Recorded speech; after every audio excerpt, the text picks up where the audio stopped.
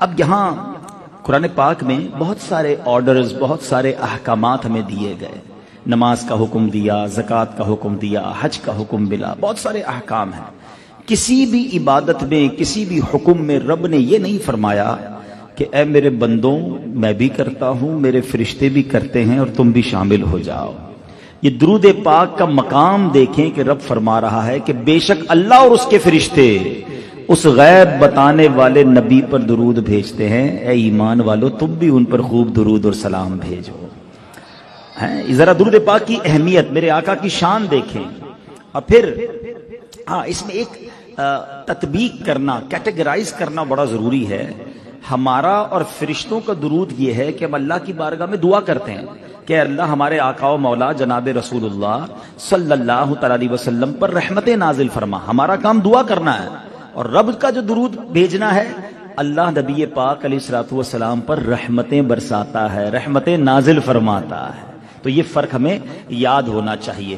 اب ایک اور یہاں پر جو اس آیت سے سیکھنی ہے باتیں، کہ اللہ کریم نے مختلف فرشتوں کی درود پاک سے متعلق مختلف ذمہ داریاں بھی لگائی ہیں. مثلا دنیا میں جب بھی کہیں عاشقان رسول، غلام مصطفیٰ کوئی بھی ہو درود پاک پڑھتا ہے تو فرشتے بھی اس پر درود بھیجتے ہیں. درود پڑھنے والے پر دعا کرنا یہ بھی فرشتوں کی ڈیوٹی ہے. اور کچھ فرشتے وہ ہیں، سنو آج جمعرات ہے نا، کچھ فرشتوں کی ڈیوٹی پتہ ہے کیا ہے؟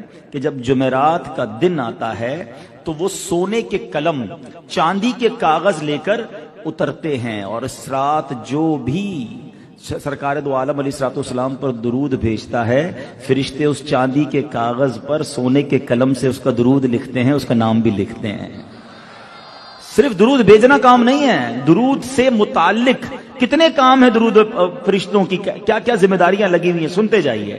حدیث پاک کے مطابق 2 فرشتے وہ ہیں جن کی رب کریم نے یہ ذمہ داری لگا رکھی ہے کہ دنیا میں جب بھی کوئی عاشق رسول جہاں بھی ہو وہ درود پاک پڑھتا ہے تو فرشتے اسے دعا دیتے ہیں، اللہ تعالیٰ تیری بخشش فرمائے. ہم کسی نیک آدمی سے، کسی بزرگ سے، کسی عالم دین سے ملتے ہیں، کہتے ہیں یار ان سے دعا کرا لو، بڑے نیک آدمی ہیں. بالکل نیک آدمی سے دعا کرانی چاہیے، مگر سوچو یار میں ادھر درود پڑھوں، معصوم فرشتے میرے مغفرت کی دعا کرنا شروع کر دیں. فرشتوں کی دعائیں چاہیے تو درود پاک اپنا لو، بیڑا پار ہو جانا. اور سنو سبحان اللہ، کچھ فرشتے وہ ہیں جن کی ذمہ داری یہ ہے کہ وہ زمین پر چلتے پھرتے رہتے ہیں. جب بھی کہیں کسی عاشق رسول کو درود پاک پڑھتا دیکھتے ہیں، اس کا درود بارگاہ رسالت میں پہنچاتے ہیں.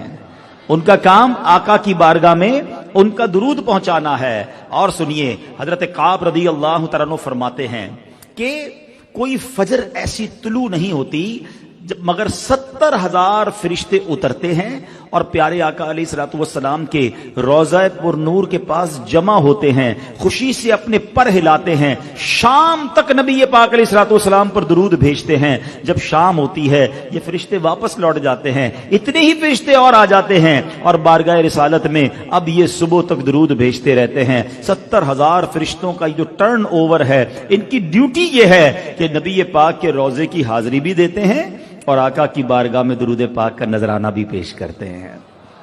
ہائے ہائے یہ کیسی خوبصورت بارگاہ ہے کہ جہاں فرشتوں کی حاضریاں ہیں. سیدی اعلی حضرت امام عشق و محبت کتنی پیاری خوبصورت اشعار کے ذریعے میں یہ سارا معاملہ سمجھاتے ہیں. آپ فرماتے ہیں 70,000 صبح ہیں، 70,000 شام، یوں بندگی زلف رخ 8 پہر کی ہے. یہ 24 گھنٹے کی ڈیوٹیاں کیسے ہیں کہ 70,000 صبح ہیں، 70,000 شام، یوں بندگی زلف رخ 8 پہر کی ہے. پھر آپ فرماتے ہیں جو ایک بار آئے دوبارہ نہ آئیں گے، رخصت ہی بارگاہ سے بس اس قدر کی ہے. کیونکہ لائف میں ایک ہی باری انہیں ملتی ہے، تقریباً 12 گھنٹے